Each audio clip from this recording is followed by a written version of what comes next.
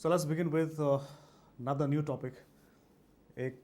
इसमें एक नया टॉपिक देखते हैं, इम्यूनो सप्रेसेंस। और इम्यूनो सप्रेसेंस का मतलब क्या होता है? ये वो ड्रग्स होते हैं विच विल डिक्रीज और सप्रेस इम्यून सिस्टम। तो ये वो ड्रग्स हैं जो इम्यून सिस्टम को कमज़ोर करते हैं। तो ऐसा क्यों क्यों हमें ऐसे ड्रग्स चाहिए जो इम्यून सिस्टम को कमज़ोर करें? तो इनका जो सबसे इम्पॉर्टेंट यूज़ है वो होता है ग्राफ्ट रिजेक्शन में।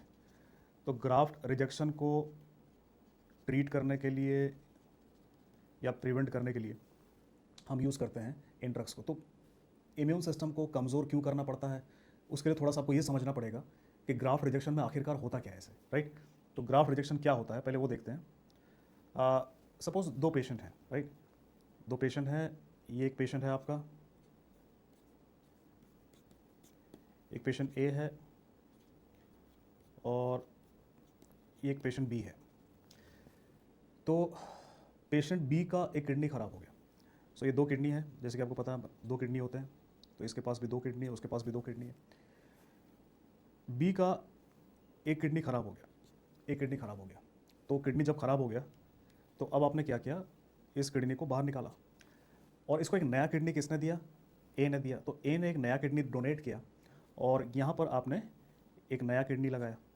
तो ये जो किडनी आया है इसे हम कहेंगे ग्राफ्ट। तो ये ग्राफ्ट ऑर्गन या ग्राफ्ट कह लीजिए, ये आया है।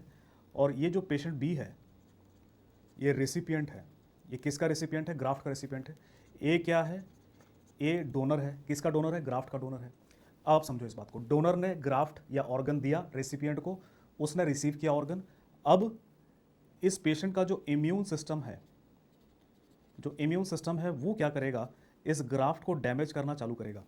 तो जो ग्राफ्ट है इम्यून सिस्टम की वजह से इसका बॉडी इसको रिजेक्ट करेगा और इसे हम कहते हैं ग्राफ्ट रिजेक्शन। तो किसकी वजह से हो रहा है? इम्यून सिस्टम की वजह से।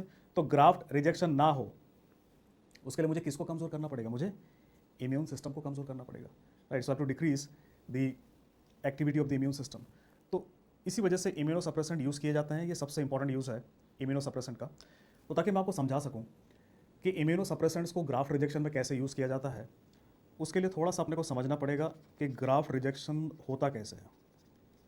ग्राफ्ट रिजेक्शन होने के पीछे जो मेन पैथोफिजियोलॉजी है वो क्या है। तो जैसे जो एग्जांपल मैंने दिया था, सपोज आपने किडनी ट्रांसप्लांट किया, तो ये किडनी है, आपने इस किडनी को एक रेसिपिएंट के बॉडी में डाल दिया और इस किडनी में ऐसा कुछ है जो कि रेसिपिएंट बॉडी को फॉरेन लगता है, राइट? सो ये एक पर्टिकुलर कुछ है इस किडनी में, कोई प्रोटीन है, लाइपोपॉलीसैकेराइड है, जो कि उस रेसिपिएंट के लिए फॉरेन है।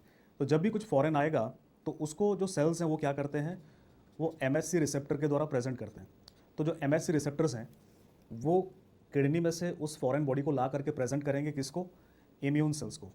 तो जो भी लोकल इम्यून सेल्स होंगे, मतलब लोकल लिम्फोसाइट्स होंगे, उनको ये प्रेजेंट करेंगे और वो देखेंगे कि भाई क्या है, ऐसा बॉडी में कुछ नया आया है, और उससे इंफॉर्मेशन गैदर करके वो बनाएंगे इन्फ्लेमेटरी मीडिएटर्स, जैसे कि इंटरल्यूकिन 1, इंटरल्यूकिन 6, टीएनएफ अल्फा। और ये जो इंटरल्यूकिन 1, इंटरल्यूकिन 6, टीएनएफ अल्फा, ये जाएंगे और आपके सेंट्रल लिम्फोइड ऑर्गन्स में कुछ करेंगे। और ये जो सेंट्रल लिम्फोइड ऑर्गन्स हैं, ये हमारी बॉडी में वो कौन से ऑर्गन्स हैं जिन्हें सेंट्रल लिम्फोइड ऑर्गन्स कहते हैं? ये हैं आपके लिम्फ नोड और स्प्लीन।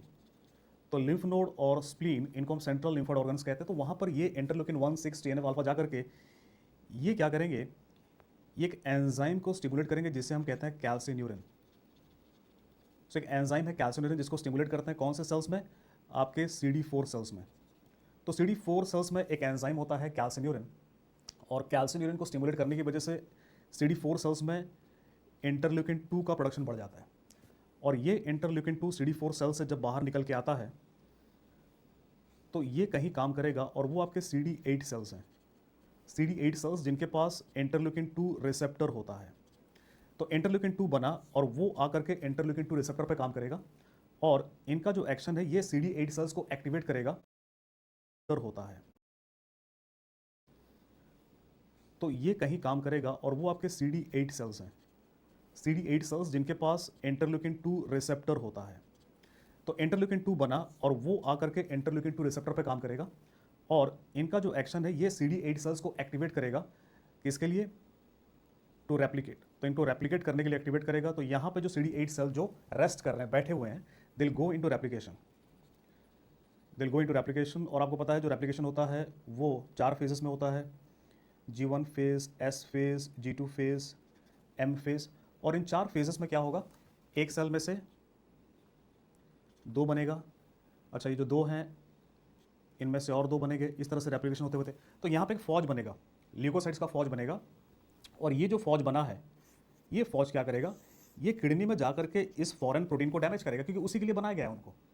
और जब वो डैमेज करेंगे तो जो ग्राफ्ट है किडनी, आपकी बॉडी इस ग्राफ्ट को रिजेक्ट कर देगी और इसकी वजह से क्या होगा, ग्राफ्ट रिजेक्शन। तो इम्यूनो सप्रेसेंट्स को हमें इसी को रोकने के लिए देना है। कैसे रोक सकते हैं? देखो अलग अलग जगह पे काम करेंगे। सबसे पहले ये जो इन्फ्लेमेटरी मीडिएटर प्रोडक्शन है इसको रोक देंगे, किसको दे करके? स्टीरॉइड्स, स्टीरॉइड्स को देंगे। दूसरा कैल्सिन्यूरिन को ब्लॉक कर देंगे हम, इस एंजाइम को ब्लॉक करेंगे, क्या दे करके?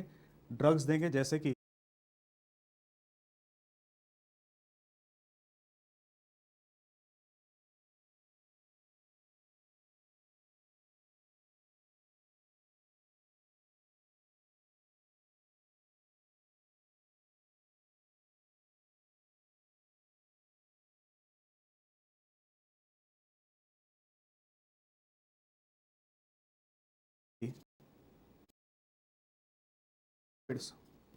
स्टीरॉइड्स को देंगे। दूसरा कैल्सिन्यूरिन को ब्लॉक कर देंगे हम, इस एंजाइम को ब्लॉक करेंगे, क्या दे करके? ड्रग्स देंगे, जैसे कि साइक्लोस्पोरिन और टैक्रोलिमस। तो ये क्या करेंगे, कैल्सिन्यूरिन को ब्लॉक करेंगे, जिसकी वजह से इंटरल्यूकिन 2 नहीं बनेगा। तीसरा मैं क्या कर सकता हूं, मैं इंटरल्यूकिन 2 रिसेप्टर को ब्लॉक कर सकता हूं। I can block interleukin 2 receptors by giving drugs like basiliximab और डैक्लीजुमैब दे सकते हैं। ये क्या है, इंटरल्यूकिन 2 के रिसेप्टर के ब्लॉकर्स हैं। एक चीज़ और समझो, यहाँ पे G1S फेज में एक प्रोटीन चाहिए होता है, डैक्लीजुमैब दे सकते हैं। ये क्या है, इंटरल्यूकिन 2 के रिसेप्टर के ब्लॉकर्स हैं। एक चीज़ और समझो, यहाँ पे G1S फेज में एक प्रोटीन चाहिए होता है, हमें एमटॉर प्रोटीन कहते हैं। तो हम इस एमटॉर प्रोटीन को ब्लॉक कर सकते हैं, जिससे G1S फेज ब्लॉक हो जाए। तो यहाँ पे ड्रग्स हैं हमारे पास, जैसे कि एवरोलिमस और सिरोलिमस। हालांकि ये टैक्रोलिमस जैसे हैं सुनने में, पर ये बिल्कुल अलग ड्रग हैं, ये एमटॉर के ब्लॉकर हैं। आप एस फेज को ब्लॉक कर सकते हैं ड्रग्स दे करके, जैसे कि एजाथायोप्रिन और मीथोट्रैक्सिड, जो कि एंटी कैंसर ड्रग है पर इम्यूनो सप्रेसेंट के तौर पर भी यूज़ होता है। एक और चीज़ बता दूं मैं आपको, ये जो और को ब्लॉक कर सकते हैं ड्रग्स दे करके, जैसे कि टैक्रोलिमस जैसे हैं सुनने में, पर ये बिल्कुल अलग ड्रग हैं, ये एमटॉर के ब्लॉकर हैं। आप एस फेज को ब्लॉक कर सकते हैं ड्रग्स दे करके, जैसे कि एजाथायोप्रिन और मीथोट्रैक्सिड, जो कि एंटी कैंसर ड्रग है पर इम्यूनो सप्रेसेंट के तौर पर भी यूज़ होता है। एक और चीज़ बता दूं मैं आपको, ये जो एक्टिवेटेड लिम्फोसाइट्स हैं इनके पास एक रिसेप्टर होता है जिसे हम कहते हैं CD3 रिसेप्टर। तो इस CD3 रिसेप्टर को भी हम ब्लॉक कर सकते हैं by giving a drug called as muromonab. तो इस पाथवे में मैंने बताया आपको कि कहाँ कहाँ हम काम कर सकते हैं, ताकि ये जो ल्यूकोसाइट्स यहाँ से जा करके डैमेज कर रहे थे किडनी को, ना करें। राइट, तो इधर से हम कहानी को पहले से पकड़ लेंगे कि बाद में जो हो रहा था वो ना हो। हैं रिसेप्टर को भी हम ब्लॉक कर सकते हैं by giving a drug called as muromonab. तो इस पाथवे में मैंने बताया आपको कि कहाँ कहाँ हम काम कर सकते हैं, ताकि ये जो ल्यूकोसाइट्स यहाँ से जा करके डैमेज कर रहे थे किडनी को, ना करें। राइट, तो इधर से हम कहानी को पहले से पकड़ लेंगे कि बाद में जो हो रहा था वो ना हो। तो ये आपके इंपॉर्टेंट ड्रग्स हैं। और इन इंपॉर्टेंट ड्रग्स में सबसे पहले बात करते हैं स्टीरॉयड्स की। तो स्टीरॉयड्स में ओरल यूज़ किया जाता है आपका प्रेडनिसोन और प्रेडनिसोलोन। तो देखो इनका रोल क्या है, इनका रोल है as add on drugs in graft rejection. So graft rejection में एड ऑन का मतलब क्या है, ये मेन ड्रग्स नहीं है, this are not the main drugs in graft rejection. इनका काम इतना है कि जो बाकी के मेन ड्रग्स हैं जो मैं बताने वाला हूँ, ये उनकी सहायता करते हैं। Right, so this are add on drugs in graft rejection. अब आते हैं सबसे इंपॉर्टेंट क्लास ऑफ ड्रग जिन्हें हम कहते हैं कैल्सिन्यूरिन इनहिबिटर्स। और कैल्सिन्यूरिन इनहिबिटर्स, इनका मैकेनिज्म ऑफ एक्शन मैंने बताया आपको, ये कैसे काम करते हैं। They decrease production of interleukin 2। सो ये इंटरल्यूकिन 2 के प्रोडक्शन को कम करते हैं। They decrease interleukin 2 production, right. तो यहाँ पे अगर हम इनकी यूज़ की बात करें तो ये फर्स्ट लाइन ड्रग्स हैं। These are first line drugs in graft rejection. मतलब ग्राफ्ट रिजेक्शन के हर पेशेंट में जिसको ग्राफ्ट दिया जाएगा कि ग्राफ्ट रिजेक्शन ना हो, तो ग्राफ्ट रिजेक्शन ना होने के लिए for prevention of graft rejection ये हर पेशेंट में चलाया जाता है। और उसके साथ हम ऐड किसको करते हैं, स्टेरॉइड्स को ऐड करते हैं, right. So these are first line drugs in graft rejection. और यहाँ पे ड्रग्स जैसे कि मैंने बताया आपको, दो ड्रग्स हैं। एक है टेक्रोलिमस और दूसरा है साइक्लोस्पोरिन। और देखो, अगर इन दोनों के बारे में मैं बात करूं आपको, तो एक चीज़ आपको समझना पड़ेगा। अगर मैं बात करूं पोटेंसी की, तो पोटेंसी टेक्रोलिमस की ज़्यादा है साइक्लोस्पोरिन के मुकाबले मतलब टेक्रोलिमस ज़्यादा इफेक्टिव है। अगर मैं बात करूं टॉक्सिसिटी की, तो टेक्रोलिमस ज़्यादा टॉक्सिक है एज़ कम्पेयर टू साइक्लोस्पोरिन। तो आपको एक चीज़ समझना होगा कि भाई सबसे पहले जब भी मैं यूज़ करूंगा यहाँ पे एज फर्स्ट लाइन, तो मैं किसको यूज़ करूंगा, टेक्रोलिमस या साइक्लोस्पोरिन को। जाहिर सी बात है जो कम टॉक्सिक है, तो सबसे पहले जिसे प्रीफर किया जाता है वो कौन सा है, साइक्लोस्पोरिन है। पर अगर साइक्लोस्पोरिन को काम ना आए, नो रेस्पॉन्स, क्या मैं टेक्रोलिमस यूज़ कर सकता हूँ? हाँ बिल्कुल कर सकता हूँ, बिकॉज टेक्रोलिमस ज़्यादा पोटेंट है। तो अगर काम नहीं आता तो हम टेक्रोलिमस को यूज़ कर सकते हैं। बात समझ में आई? तो ये आप इसे समझ सकते हैं। बाकी इनका जो साइड इफेक्ट है, टॉक्सिसिटी का जो प्रोफाइल है, वो कुछ इनके कॉमन साइड इफेक्ट हैं। कॉमन साइड इफेक्ट की बात करते हैं, और ये जो कॉमन साइड इफेक्ट हैं ये टेक्रोलिमस के साथ ज़्यादा दिखेगा as compare to cyclosporine. These are very potent nephrotoxic drug. These are very potent hepatotoxic drug, neurotoxic. ये क्या कर सकते हैं, हाइपर कलेमिया, ये कर सकते हैं हाइपर ग्लाइसेमिया, और ये क्या कर सकते हैं, हाइपरटेंशन। सो यहाँ पे आप देख सकते हैं आपके लिए बहुत सारे नर्सिंग इम्प्लीकेशन आ गए। क्या मॉनिटर करना है आपको भाई, नेफ्रोटॉक्सिक है तो क्या मॉनिटर करोगे, KFT। So you have to monitor lot of things. जब पेशेंट इन ड्रग्स पे होगा आपको बहुत सारी चीज़ें मॉनिटर करना पड़ेगा। यहाँ पे LFT मॉनिटर करोगे, न्यूरोटॉक्सिसिटी के लिए कोई मॉनिटर करने की ज़रूरत नहीं है। यहाँ पोटाशियम या सीरम इलेक्ट्रोलाइट, ग्लूकोज, खासकर अगर डायबिटीज़ वाले पेशेंट हो, हाइपरटेंशन मतलब इन पेशेंट्स में ब्लड प्रेशर मेजर करिए। तो ये आपके नर्सिंग इम्प्लीकेशन है कि एज ए नर्स आपको क्या करना है। हालांकि तो ये साइड इफेक्ट दोस्तों मैंने बताया टेक्रोलिमस साइक्लोस्पोरिन दोनों के साथ दिखेगा, राइट। पर कुछ साइड इफेक्ट सिर्फ साइक्लोस्पोरिन के साथ दिखते हैं, right, specific, and that is hirsutism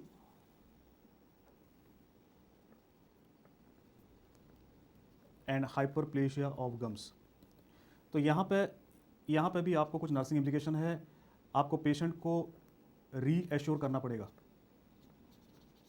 to reassure the patient कि ये जो साइड इफेक्ट्स हैं ये रिवर्सिबल हैं।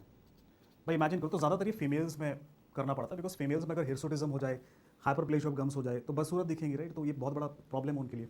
तो इसके लिए आप उनको पहले से रीएश्योर करना पड़ेगा कि ऐसे साइड इफेक्ट आपको आएंगे, पर डरने की जरूरत नहीं है, वो हमेशा के लिए नहीं रहेंगे। तो दोस्तों यहाँ पे जो सबसे इंपॉर्टेंट क्वेश्चन पॉइंट है जो आपके एग्जाम में आता है वो ये है कि नेफ्रोटॉक्सिक कौन से ड्रग्स हैं, तो टेक्रोलिमस, साइक्लोस्पोरिन, ये आपका आंसर होगा। दूसरा ये इंपॉर्टेंट है, प्रोस्पेक्टिव क्वेश्चन कहाँ पे आ सकते हैं आपको, कि इनमें से कौन सा कैल्सिन्यूरिन इनहिबिटर है। कैल्सिन्यूरिन इनहिबिटर कौन सा है, तो उसमें आपका आंसर टेक्रोलिमस या साइक्लोस्पोरिन हो सकता है। तो ग्राफ्ट रिजेक्शन में ये जो ड्रग्स हैं ये आप दे सकते हैं। अच्छा, यहाँ पे कुछ अदर यूजेस देख लेते हैं। There are some other uses of cyclosporine and tacrolimus. तो साइक्लोस्पोरिन और टेक्रोलिमस के कुछ और भी यूजेस हैं, जैसे कि इनको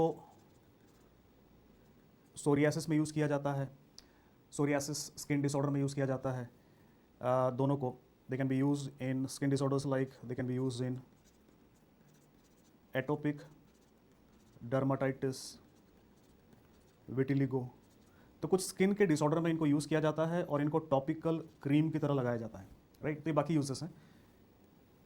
अब बात करते हैं आपके तीसरे क्लास ऑफ ड्रग्स की, और ये है दोस्तों इंटरल्यूकिन 2 रिसेप्टर इनहिबिटर, या फिर इन्हें CD25 इनिबिटर भी कहा जाता है।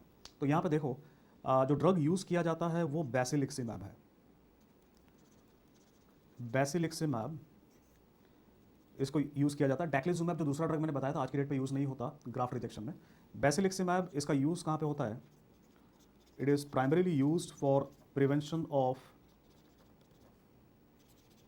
acute graft rejection. It is used for prevention of acute graft rejection. तो यहाँ पे भी जो प्रोस्पेक्टिव क्वेश्चन है दोस्तों वो आपको नाम पे आएगा कि इंटरल्यूकिन 2 रिसेप्टर इनिबिटर कौन सा है या CD25 ब्लॉकर कौन सा है। ये ज़्यादातर जो पॉसिबल क्वेश्चन है वो आपके एग्जाम में आ सकता है। नंबर 4 हमने देखा था mTOR inhibitors. MTOR inhibitors drugs हैं जैसे कि एवरोलिमस और सिरोलिमस। तो इनको यूज़ किया जाता है, इनको यूज़ किया जाता है इन ग्राफ्ट रिजेक्शन। तो ग्राफ्ट रिजेक्शन में दोस्तों इनको सेकंड लाइन ड्रग के तौर पे यूज़ किया जाता है। मतलब साइक्लोस्पोरिन टेक्रोलिमस अगर काम ना करे तो उनकी जगह पर एवरोलिमस या सिरोलिमस यूज़ कर सकते हैं आप। राइट। साइड इफेक्ट की अगर बात करें तो यहाँ पे ये जो ड्रग है सिरोलिमस, सिरोलिमस को रापामाइसिन भी कहा जाता है। तो इसके कुछ इंपॉर्टेंट साइड इफेक्ट्स हैं जैसे कि thrombocytopenia, hypokalemia, mouth ulcers can be seen. तो ये कुछ साइड इफेक्ट्स हैं जो आपको सिरोलिमस के साथ देखने को मिल सकता है। अब ध्यान दीजिएगा, मैंने कहा था आपको टैक्रोलिमस हाइपरकैलेमिया करता है, पर सिरोलिमस क्या कर रहा है? हाइपोकैलेमिया कर रहा है। राइट। अब बढ़ते हैं 5वीं क्लास की तरफ। मैंने कहा था आपको mouth ulcers can be seen. तो ये कुछ साइड इफेक्ट्स हैं जो आपको सिरोलिमस के साथ देखने को मिल सकता है। अब ध्यान दीजिएगा, मैंने कहा था आपको टैक्रोलिमस हाइपरकैलेमिया करता है, पर सिरोलिमस क्या कर रहा है? हाइपोकैलेमिया कर रहा है। राइट। अब बढ़ते हैं 5वीं क्लास की तरफ। देखो इसके बाद मैंने बताया था एक ड्रग है हमारे पास एज़ाथायोप्रिन। और एज़ाथायोप्रिन जो ड्रग है इसको हम यूज़ कर सकते हैं ग्राफ्ट रिजेक्शन में, हालांकि इतना कॉमनली यूज़ नहीं होता ये। उसके अलावा इसके बहुत सारे ऑटो इम्यून डिसऑर्डर्स में यूजेस हैं, जैसे माइस्थिया ग्रेविस हो गया, rheumatoid arthritis, graft rejection, myasthenia gravis, rheumatoid arthritis,